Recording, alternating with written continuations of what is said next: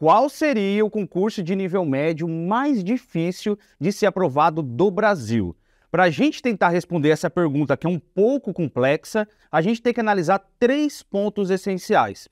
Porque se a gente analisar esses 3 pontos, com certeza absoluta, você vai ter uma dimensão, uma ideia, um caminho de qual concurso você deve escolher para poder ser aprovado o quanto antes. Não que o concurso seja mais fácil, mas você vai ter alguns parâmetros que vai ajudar você a tomar a decisão certa, ok? Então, se o assunto do vídeo te interessou, por favor, já se inscreva aqui embaixo, acione o sininho de notificação e também deixe o seu like para fortalecer o nosso canal. Lembrando que a gente está chegando a quase 200 mil inscritos e eu dependo muito da sua participação para que a gente possa alcançar essa meta, beleza? Lembrando também que esse vídeo é sem corte e sem edição. Então, se eu errar alguma coisa aqui, por favor, já me perdoe, mas eu tenho certeza absoluta que o conteúdo desse vídeo vai te ajudar a tomar uma decisão de qual concurso escolher de nível médio para você ser aprovado ainda em 2023. Fechou? Então vamos lá, sem perder muito tempo.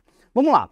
São 3 pontos fundamentais que a gente tem que analisar para poder identificar qual seria o concurso de nível médio mais difícil do Brasil, ok? E a primeira etapa é a gente analisar a concorrência desse concurso, sacou? Você precisa analisar a concorrência desse concurso para tomar a decisão se ele é fácil ou se ele é difícil. Mas, Eduardo, você sempre falou que a gente não pode focar na concorrência, e tá certo. Eu acredito que você é o seu maior concorrente, beleza? Por quê? Por mais que você tenha o melhor curso preparatório, a melhor plataforma de questões, a melhor videoaula, o melhor professor, o melhor mentor, o melhor coach, suponhamos que você e milhares de outras pessoas têm os mesmos materiais e as mesmas ferramentas que você, beleza? Então a pergunta aqui é a seguinte: o que vai diferenciar você dos seus demais concorrentes? O que vai diferenciar? É o método de estudos e não a ferramenta que você está utilizando para poder estudar, sacou? Então, é como você aprende a matéria que vai fazer você se diferenciar da sua concorrência, beleza? Então, não é a sua videoaula, não é o seu professor, não é o seu PDF, o seu livro, e sim o seu método de estudos. Isso vai de encontro à concorrência. Por quê? Inscritos é diferente de concorrência, são coisas totalmente opostas. Muita gente se inscreve nos concursos, principalmente carreiras administrativas, bancárias, que tem muita concorrência, mas nem vai fazer a prova. O que eu estou falando aqui de concorrência são aquelas pessoas, concurseiros, que vão lutar diretamente com você por uma vaga, que é a sua vaga, ok? Então, por exemplo, no último concurso do Banco do Brasil, salvo engano, nós tivemos 1,4 milhão de inscritos. 1,4 milhão de inscritos. É muita gente, mas muita gente concorrendo às vagas. No último concurso de 2014 da Caixa Econômica, nós tivemos aproximadamente 1,2 milhão de inscritos. É muita gente. Mas, Eduardo, por que será que principalmente as carreiras bancárias e administrativas têm muitos inscritos, muita concorrência? Porque é um concurso muito popular, muito popular. Se você pegar a Caixa Econômica, Banco do Brasil, tem agências não só nas capitais, mas em qualquer município. Se você for lá no sertão, sempre vai ter uma agência da Caixa Econômica ou do Banco do Brasil. E Correios também é a mesma coisa, Então, se você pegar agências dos Correios, cara, tem em qualquer lugar, qualquer região do nosso país. Então, são concursos muito populares, Então, muita gente fica interessada em prestar esse tipo de concurso. Então, analisando a concorrência, eu acredito que carreiras administrativas e bancárias têm muito mais concorrência do que, por exemplo, um concurso da Receita Federal, que é um concurso muito mais específico, é muito mais direcionado a pessoas que querem seguir essa carreira. Agora, esses concursos populares, que nem Correios, Caixa Econômica, Banco do Brasil, são concursos que é possível para a maioria das pessoas que tem apenas o ensino médio completo. Então, o menino acabou de sair do ensino médio, ou ainda está cursando o 3º ano, ele vai lá e fala assim, cara, eu vou prestar esse concurso porque tem uma agência próxima à minha casa e eu posso trabalhar perto de casa. Beleza, são concursos populares, entendeu? Então, na minha opinião, carreiras bancárias e administrativas têm muito mais concorrência do que carreira, por exemplo, tribunal, fiscal, policial. É o que eu, pelo menos, observo nesses últimos anos aí que eu tenho trabalhado em concurso público, tá bom? Um segundo critério que a gente tem que analisar é a quantidade de matérias da sua prova. Por que isso é tão importante? Por exemplo, Se você está estudando para o concurso dos Correios, são 3 matérias apenas: português, matemática e informática. Ah, Eduardo, então esse concurso é mais fácil.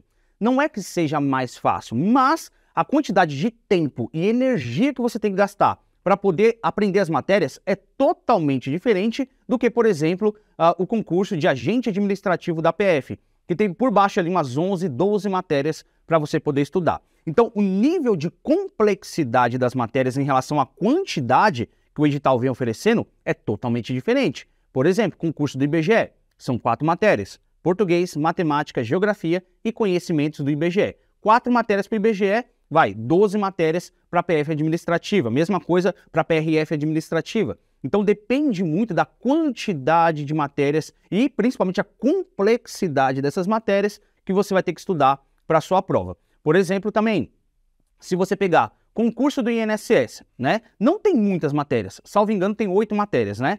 Mas é um concurso onde tem a parte específica, que é direito previdenciário, que você tem que dominar. Desculpa.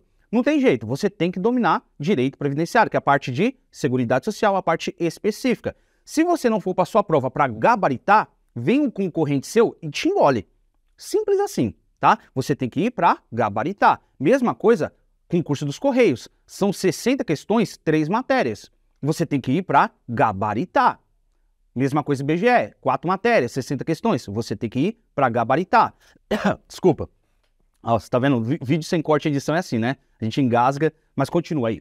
Então, em relação à complexidade das matérias, é isso. Você tem que analisar a quantidade, não só das matérias, mas também dos assuntos que você vai ter que estudar para poder fazer a sua prova. Então, se você pegar aí, por exemplo, Caixa Econômica, Banco do Brasil, tem matérias que são mais tranquilas, vamos dizer assim, português, informática, mas tem matérias que é um pouco mais cabulosa, né? Conhecimentos bancários, matemática financeira, probabilidade estatística, inglês, são matérias que não são comuns para qualquer concurso público. Então você que principalmente não gosta de exatas, você vai ter um pouquinho mais de dificuldade. Então não é só a quantidade de matérias, mas também a complexidade das matérias e dos assuntos cobrados no seu edital. Na minha opinião, eu vejo que em relação a isso, não que o concurso dos Correios e IBGE seja mais fácil, tá? Não é isso, que seja mais fácil. Mas você tem que demandar menos energia, veja bem, menos energia de tempo e tal, para poder aprender essas matérias. E outro ponto bem importante é você analisar se as matérias que você está estudando para o seu concurso vai poder readaptar para outras provas. Por exemplo, se você pegar o INSS e a PF administrativa e comparar os editais, praticamente é a mesma coisa. Se você pegar a parte específica do INSS, Seguridade Social, e colocar na sua grade da PF administrativa, é a mesma coisa de estudar para os 2 concursos. Mesma coisa. Então, por mais que a PF administrativa tenha muito mais disciplinas do que esses concursos que eu mencionei aqui, vai te capacitar a prestar outras provas de qualquer carreira. Isso é muito bacana, você conseguir reaproveitar as disciplinas. Agora, por exemplo, você está estudando para o concurso dos Correios. 3 matérias, português, matemática e informática. Essas 3 matérias você vai conseguir reaproveitar, cara, 99,9% de qualquer concurso público. E isso é muito bom. Não que o concurso seja mais fácil, mas as disciplinas que você está estudando vai te capacitar a fazer outras provas. E isso é muito bacana.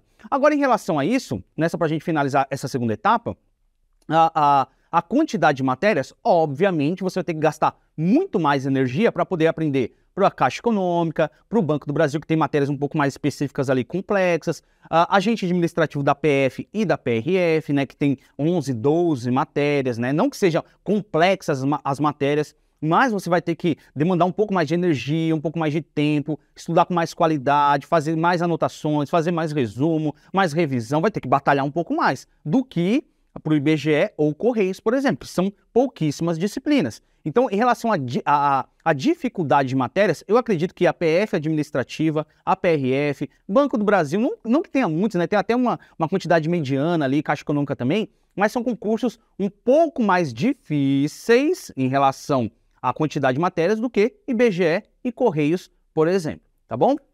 E o terceiro ponto que a gente tem que analisar é em relação à banca organizadora. Por que, Eduardo, tem que analisar em relação à banca organizadora? A gente sabe que nesses últimos anos, as bancas organizadoras, elas vêm evoluindo cada vez mais. Se você pegar, por exemplo, provas da VUNESP de 10 anos atrás e comparar agora, os editais são os mesmos. Mesma coisa, pessoal. Se você pegar língua portuguesa de 10 anos atrás, língua portuguesa de agora, e comparar os assuntos, são os mesmos. Matemática, os mesmos. Informática, obviamente que a informática vai evoluindo, mas mesma coisa. Só que o nível de cobrança aumentou absurdamente. Absurdamente. Porque as bancas organizadoras, elas observaram que os concurseiros, eles têm evoluído também. Hoje em dia, porque 12 anos atrás, não tinha essa disseminação de conteúdo que a gente tem hoje na internet. Então, se você pegar cursinhos preparatórios, cara, era 5, 6 cursinhos há 10, 12 anos atrás, inclusive muitos presenciais. Quem era presencial naquela época, cara, decidiu migrar para a internet. Então, hoje em dia, se você fazer uma pesquisa no Google rapidinho ali, você vai encontrar, sei lá, 20, 30, 40 cursinhos facilmente, todos eles trabalhando online. Então, o nível de oferta de conteúdo, né, de materiais, né, de mentorias, de coaching, enfim, para os concurseiros, aumentaram absurdamente. E as bancas organizadoras começaram a observar isso. Então, eles precisam fazer uma peneira, né? Precisa começar ali a entender como que é a cabeça do concurseiro hoje em dia, porque 15 anos atrás, 12 anos atrás é uma coisa, hoje em dia, 2023, é totalmente diferente.